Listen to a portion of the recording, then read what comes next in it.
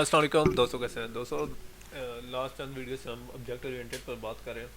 सबसे पहले हमने क्लासेस बनाई थी, उसकी मदद से हमने ऑब्जेक्ट्स बनाए थे। उसके साथ साथ ना सिर्फ हमने ऑब्जेक्ट्स बनाए थे बल्कि हमने एक्सेस स्पेसिफायर का यूज़ करना भी सीखा था, जिसमें से पब्लिक और प्राइवेट पर बात हुई थी, लेकिन प्रोटेक्टेड को हमने पोस्टपोन कर दिया था।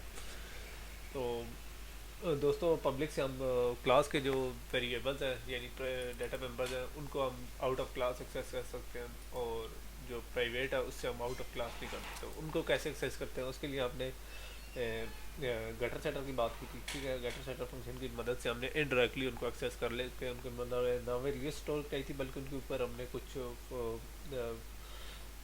रिपोजिटरी का यानी असूल यूज़ किया था। यानी हमने उनको कुछ कंट्रोल में मिल गया था कि हर बंदा हर तरीके से उस वेरिएबल को मॉडिफाई ना कर सके। यानी हमने उसके ऊपर प्रोटेक्शन का भी थोड़ा सा बंदोबस्त किया था। बहरहाल हम इन चीज़ों पर बात कर चुके हैं, तो आज की वीडियो में हम कंस्ट्रक्टर पर बात करेंगे और देखेंगे कंस्ट्रक्टर क्या होते हैं और कैसे काम करते हैं। तो दोस्तों, कंस्ट्रक्टर क्या होते हैं। कंस्ट्रक्टर किसी भी क्लास का फंक्शन स्पेशल फंक्शन होता है। जैसे बुक्स क्लास है हमारे पास, ठीक है। तो ये उस वक्त कॉल होता है जब हम कोई ऑब्जेक्ट बनाते हैं। ठीक है, ठीक है। तो कंस्ट्रक्टर और क्लास का एक ही नाम होता है जो किसकी पहचान है। ठीक है, मतलब हमारी क्लास बुक्स है तो इसका जो कंस्ट्रक्टर होगा उसका नाम भी बुक्स नाम का फंक्शन होगा। ठीक है, ये हमारा कंस्ट्रक्टर है। ठीक है, अगर बुक्स है क्लास तो ये उसका ऑब्जेक्ट यानी जो स्पेशल मेंबर फंक्शन है बुक्स, उसी नाम का एक स्पेशल फंक्शन होगा जिसको हम कंस्ट्रक्टर कहते हैं। क्या मैं आप लोगों को बता दूं कि अगर हम कंस्ट्रक्टर खुद ना बनाए तो C++ खुद बना लेती है। ठीक है, तो ये हमारे पास पहली ऑलरेडी कंस्ट्रक्टर है। ठीक है, तो कंस्ट्रक्टर बनाने का तरीका ये है, या अगर पहले सिस्टम से मैं ना बनाऊँ तो यानी अगर हम यूज़ करना चाहते हो कंस्ट्रक्टर को, कहीं ज़रूरत हमारी पड़ जाती है, तो उसका तरीका ये है कि हम इसको बनाते हैं, क्लास का नाम लिखते हैं, उसके बाद जिस तरीके से बाकी फंक्शन बनाते हैं पैरेंथेसिस वगैरह यूज़ करके, तो इस तरीके से हमारे कंस्ट्रक्टर बन जाता है। ठीक है, तो कंस्ट्रक्टर के अंदर मैं इस मतलब कुछ चीज़ प्रिंट करा देता हूँ ताकि हम इसकी फंक्शनलिटी को चेक कर लें। Cout this is the constructor. ठीक है, अब बुक्स क्लास। ठीक है, ये हमारा कंस्ट्रक्टर है बुक क्लास का।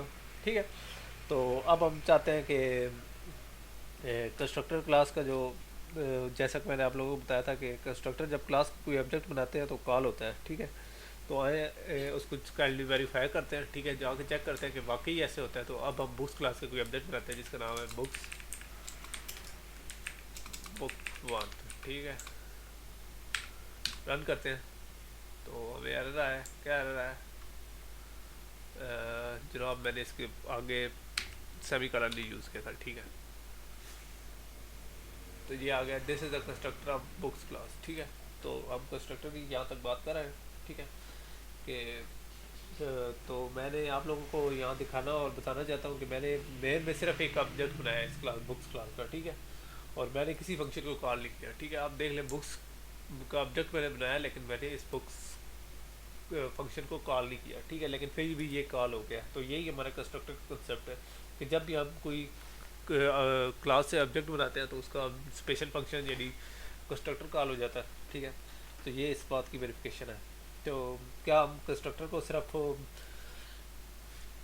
इसी काम के लिए यूज़ करते हैं कि इससे हम मैसेजेस प्रिंट करें, जैसे कि मैंने ये कराया। ठीक है, तो बिल्कुल कंस्ट्रक्टर का यूज़ नहीं है। ये अमूमन स्पेसिफिक कामों के लिए यूज़ होता है, जैसे कि हम क्लास में वेरिएबल्स को एक प्री डिफाइंड वैल्यू असाइन करा देते हैं, या जब हम उनको डिफाइंड बना रहे होते हैं तो हम उनको उनके नाम या कुछ वैल्यू असाइन इनिशियलाइज करा देते हैं। ठीक है, बजाय हमें कोई ज़रूरत नहीं होती क्योंकि हमारे फंक्शन में गटर और सेटर फंक्शन ऑलरेडी मौजूद होते हैं। ठीक है, तो मिसाल के तौर पर अगर हम कभी कभार इस तरह हो कि हमारे प्रोग्राम में गट वो प्रोग्राम को वो पोर्शन स्किप कर दे प्रोग्राम। ठीक है, बहुत सारी जगह ऐसी होती हैं जहाँ हम सेटर फंक्शन यूज़ करते हैं, तो क्या हमें उसके लिए गटर फंक्शन की ज़रूरत नहीं पड़ेगी। मतलब गटर फंक्शन पे चला जाता है और सेटर फंक्शन हमारा इस्तेमाल नहीं करता। ठीक है, या गटर फंक्शन पहले यूज़ हो जाता है और सेटर बाद में यूज़ होता है, तो हमारे प्रोग्राम का कुछ और ही तरीके से हो जाएगा, यानी कुछ और तरीके से वो शो करेगा। जैसे बुक्स 1 है। ठीक है, इसको मैं ख़त्म करके इसको इस लाइन को मैं ख़त्म करता हूँ, फिर मैं आप लोगों को बताता हूँ कि ये कैसे काम करता है। ठीक है, मतलब ऐसे है कि हमारे पास सेट बुक नेम और गेट बुक नेम दो फंक्शन है, ठीक है। तो हमारा प्रोग्राम इस तरह कर देता है कि पहले हमारे गेट बुक नेम को कर देता है, कॉल कर देता है, ठीक है। Get book one dot get book name, ठीक है। ये देखें हमारे कंपाइलर ने पहले ही बता दिया कि ये बुक्स इसका कंस्ट्रक्टर है, ठीक है। बहरहाल गेट बुक नेम को पहले मैं कॉल कर लेता हूँ और रन कर देता हूँ, ठीक है। ये इक्वल का साइन गलती से डाल गया, ठीक है। तो मैंने कॉल किया तो हमें क्या वैल्यू शो होगी? हमें कोई वैल्यू शो नहीं होगी। क्यों? हमने अभी तक सेट नहीं किया। वो जो हमारा ऑब्जेक्ट बुक्स वन है उसकी बुक का जो नाम है हमने अभी तक सेट नहीं किया। तो अगर ये गेटर पहले कॉल हो जाए और सेटर बाद में कॉल हो तो इसमें कोई वैल्यू स्टोर नहीं होगी, ठीक है। लेकिन हम चाहते हैं कि हमारे साथ ऐसा कभी भी ना हो, क्योंकि हमें डाटा मेंबर्स की कभी हमेशा ज़रूरत पड़ेगी, ठीक है। तो हम इस तरह करते हैं कि कंस्ट्रक्टर की मदद से किसी भी ऑब्जेक्ट के डाटा मेंबर्स की डिफ़ॉल्ट वैल्यू यानी इनिशियलाइज जब भी हम ऑब्जेक्ट बना रहे होंगे इनिशियलाइज करा लेंगे ताकि हमारे लिए आसानी हो। तो उसका क्या तरीक़ाकार है? जैसे ही हम उसका तरीक़ाकार ये है कि जैसे ही हम ऑब्जेक्ट बनाते हैं हम उसके साथ साथ उस ऑब्जेक्ट की वैल्यू पास करा दें, जैसे C++ या ऊप करा देता हूँ, ऊप करा देता हूँ, ठीक है। पहले मैं C++ करा के आप लोगों को दिखा देता हूँ, ठीक है। तो इस मरतबा मैं गेट नेम तो किया है लेकिन मैंने बुक्स वन किया है, तो इस कंपाइलर में मैंने ये जो वैल्यू भेजी है मैं चाहता हूँ कि मेरे जो कंस्ट्रक्टर है वो ये वैल्यू रिसीव करे। तो वो कैसे रिसीव करेगा वो मैं आप लोगों को तरीका बताता हूँ। इस मरतबा मैंने सेट बुक नेम नहीं किया। तो सेट बुक नेम को बनाने का क्या फ़ायदा जब हमने ये सारा काम इसी से लेना है, तो वो भी मैं आप लोगों को दिखाता हूँ कि हमने इसी मैकेनिज़्म में सेट बुक नेम को भी यूज़ करेंगे। तो इसके लिए मैं ये जो वैल्यू आई है इसको मैं स्टोर कराता हूँ एक्स में, जो कि हमारा वेरिएबल एक्स है, और इसी से मैं इस फंक्शन को कॉल कर लेता हूँ जो कि हमारा फंक्शन है सेट बुक नेम, और यही वैल्यू मैं कॉपी कर लेता हूँ ताकि हमारा फंक्शन सही तरीके से काम करता रहे। और ये हम इसे रन करते हैं और हम इसी से वैल्यू से इसे स्टोर करने की कोशिश करते हैं, ठीक है। हमारे फंक्शन का पूरा सही नाम क्या है? सेट बुक नेम,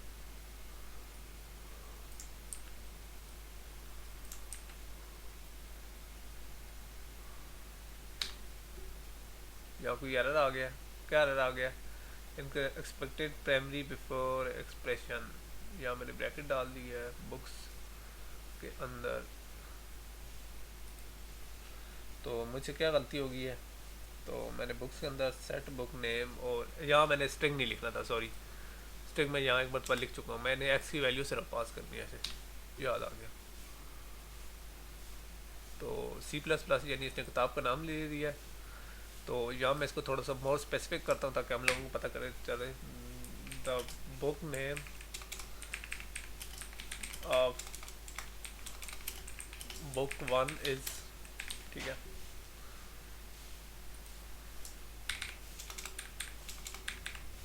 ठीक है, book one dot book gate name, ठीक है।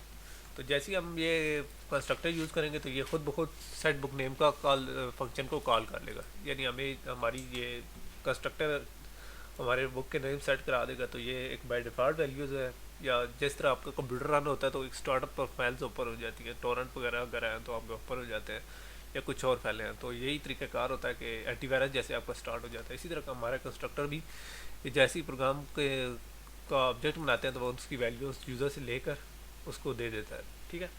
तो ये सेट बुक नेम को कॉल कर लेता है और वहाँ से किताब का नाम रख लेता है। तो अब यहाँ तक हमने एक का तो ऑब्जेक्ट बना लिया है, ठीक है।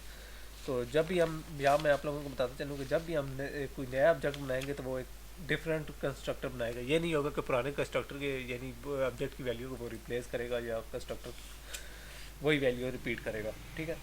बल्कि वो पुराने ऑब्जेक्ट के कंस्ट्रक्टर को बिल्कुल नहीं छेड़ेगा और ज़्यादा काम करेगा। वो कैसे करेगा वो मैं आप लोगों को दिखा देता हूँ। जैसे कि मैंने ये बनाया ना, इसी तरह मैं एक और बना लेता हूँ, ऑब्जेक्ट्स बना लेता हूँ, ठीक है।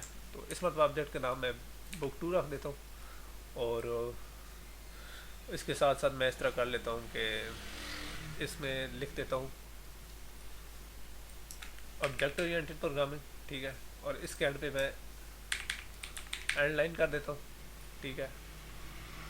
और मैंने बुक टू का जो ऑब्जेक्ट है उसके बुक नेम मैंने ऊप के नाम से उसे पास किया, ठीक है।